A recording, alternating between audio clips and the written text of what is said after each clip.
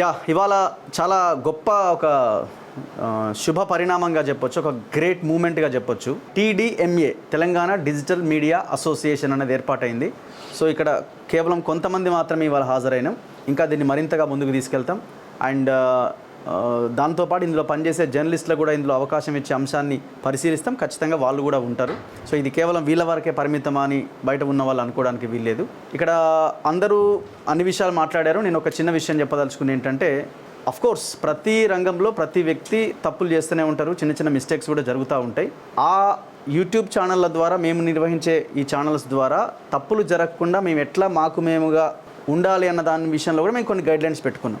So రాబోయే రోజుల్లో ఎలాంటి చిన్న పొరపాట్లు లేకుండా చాలా ప్రొఫెషనల్గా ఇంకా మరింత ముందుకు తీసుకెళ్తూ తెలంగాణలో మంచి పాలన అందించడానికి మా సూచనలు కానీ సలహాలు కానీ ప్రశ్నించడం కానీ ఇంకా బలంగా చేయడానికి ఈ గైడ్లైన్స్ కానీ ఎజెండా కానీ ఖచ్చితంగా ఉపయోగపడుతుందని అయితే మేము బలంగా నమ్ముతున్నాం. మేము ఒక తాటిపైన ఉండాల్సిన అవసరాన్ని గిరీష్ గారిపైన జరిగిన దాడి మమ్మల్ని గుర్తు చేసింది, ఆయన ఇంటికి తీసుకొచ్చింది. సో ఒక రకంగా చెప్పాలంటే పాలకులు రాజ్యము ఈ పని చేసింది, మాకు ఉపయోగపడ్డది. కాకపోతే ఆయనకు తగిలిన గాయం, ఆయన కుటుంబానికి తగిలిన గాయం అట్లాగే మిగిలి ఉన్నది. అయినా సరే ఆయన అడుగు ముందుకేసి చలో పదండి ముందుకు అనే విధంగానే ఉన్నారు కాబట్టి సో దీన్ని ఇంకా ముందుకు తీసుకెళ్తాం. ఈ TDMA Telangana digital media association అన్నది ఎవరికో పోటీ ఇంకొకరికో పోటీ కాదు, తెలంగాణ ప్రజల కోసం ఏర్పాటైన అసోసియేషన్. ఇది శాటిలైట్ ఛానళ్ళకో లేకపోతే పేపర్లకో ఇంకో దానికో ఇది కాదు.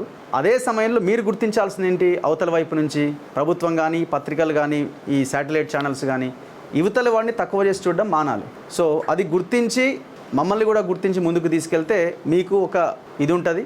సో మేము ప్రతిరోజు చెప్పే సూచనలు ఫాలో అవుతే ప్రజలకు కూడా ఉపయోగపడతాయి.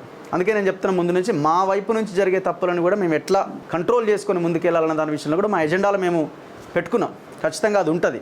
అఫ్కోర్స్ అందరికీ అనొచ్చు, బూతుల విషయంలో కొంతమంది ఎక్కువ ఎక్స్ట్రీమ్ లెవెల్ బూతులు మాట్లాడతారనో లేకపోతే ఒకరినొకరు వీళ్ళే తిట్టుకుంటారనో, ఇక నుంచి అది ఉండకుండా ఉండడానికి కేవలం ఇష్యూస్ మీదనే మాట్లాడాలన్న ఉద్దేశంలో భాగంగానే ఈ TDMA ఏర్పాటైంది. భవిష్యత్తులో ఎవరైనా ఈ యూట్యూబ్ ఛానళ్ళ మీద దాడులు చేయాలన్నా మాట్లాడాలన్నా వాళ్ళకు కూడా ఒక యూనిటీ ఉంది, వాళ్ళకు కూడా ఒక అసోసియేషన్ ఉంది, వాళ్ళు ఒక తాటి మీద ఉన్నారు అని ఇవాళ మేము మీకు చెప్పదలుచుకున్నాం. సో అలాంటి వాళ్ళు ఇంకా ఎవరైనా ఉంటే ఆలోచిస్తే ఇక నుంచి దాన్ని క్లోజ్ చేసుకోండి, బంద్ చేసుకోండి.